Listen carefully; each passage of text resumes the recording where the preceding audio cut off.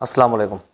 कल वाली बात जहाँ पे हमें रुकी थी, उसने कहा था कि on some didn't belong to me. उसने कहा था कि मैंने किसी ऐसी चीज़ का मालिक बनने की कोशिश की है कि जो मेरी नहीं थी। ठीक है, वहीं से बात को आगे लेके चलते हैं। इस वीडियो में कॉन्ट्रैक्शंस बहुत ज़्यादा हैं, आपको बहुत कुछ सीखने को मिलेगा, तो वीडियो को एंड तक देखें, पूरा देखें, बड़े काम की वीडियो है आपके लिए। आगे कह रहे but the truth is this, लेकिन सच्चाई ये है, it didn't belong to no one else either. It didn't belong to no one else either. It didn't belong to no one else either. It did not belong to no one else either. ठीक है, अब यहाँ पे अगर देखा जाए, did not belong, it did not belong, वो ताल्लुक नहीं रखता है। वो it did not belong, वो ताल्लुक नहीं रखता है no one else either, किसी और से भी। else का मतलब कोई और, ठीक है, तो no one else either किसी से, किसी और से भी ताल्लुक़ नहीं रखता। जिस चीज़ को मैंने मालिक बनने की कोशिश की थी, जिस चीज़ को अपना बनाने की कोशिश की थी, वो चीज़ वाकई मेरी नहीं थी।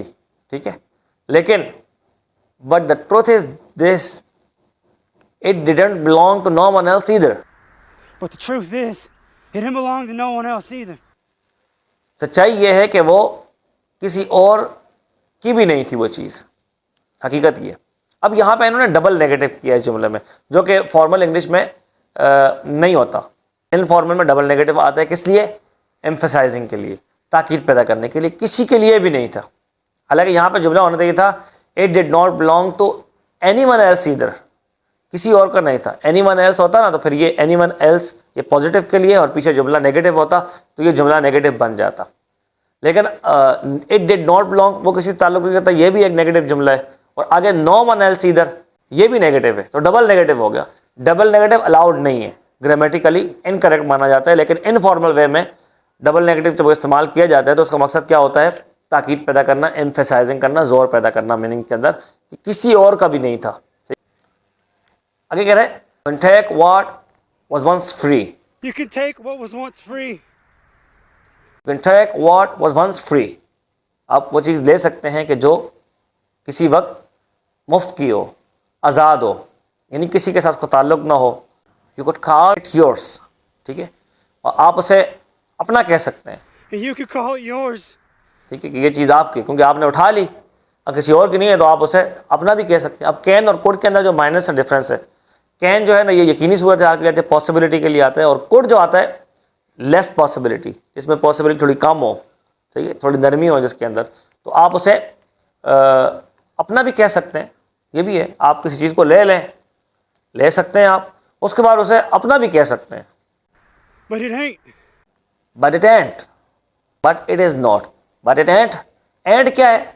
एंड जो है ये भी कॉन्ट्रैक्शन है। किसका? Is not, am not, have not, has not, are not.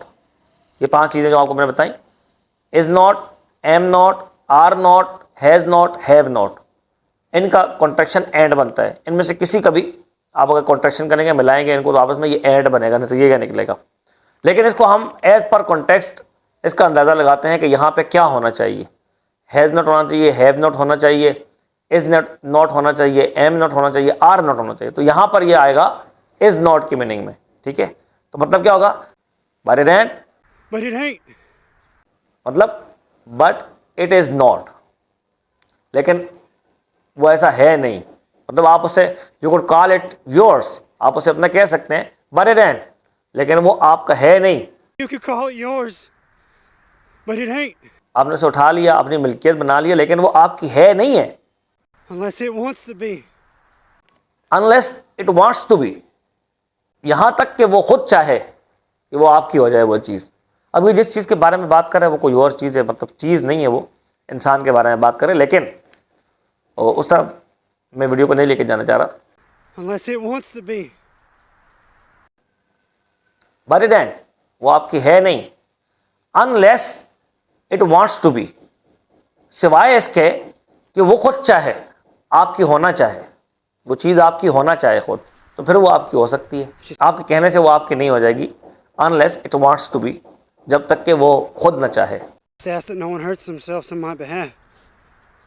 Just ask that no one hurts themselves on my behalf. Just ask that no one hurts themselves on my behalf. मैं सिर्फ इतना चाहता हूँ कि कोई भी अपने आप को मेरी वजह से तकलीफ़ न दे। मतलब मुझे यहाँ पे सज़ा दी जा रही है, मुझे यहाँ पे फांसी दी जाएगी, तो मेरी वजह से कोई अपने आप को तकलीफ नहीं दे, बस इतना चाह रहा हूँ। मतलब वो अपने जो करीबी लोग हैं, जिनके साथ ताल्लुक़ है, उनको ये बताना चाह रहा है कि मेरे साथ अगर बुरा हो जाए, यहाँ पे मुझे सज़ा मिल जाए, तो कोई आप लोग उस पर हल्ला गुल्ला मचा के, शोर शराबा करके आप अपने आप को तकलीफ़ ना दें। तो आज तक के लिए इतना ही था, मिलता है नेक्स्ट वीडियो में, तब तक के लिए अल्लाह हाफिज़।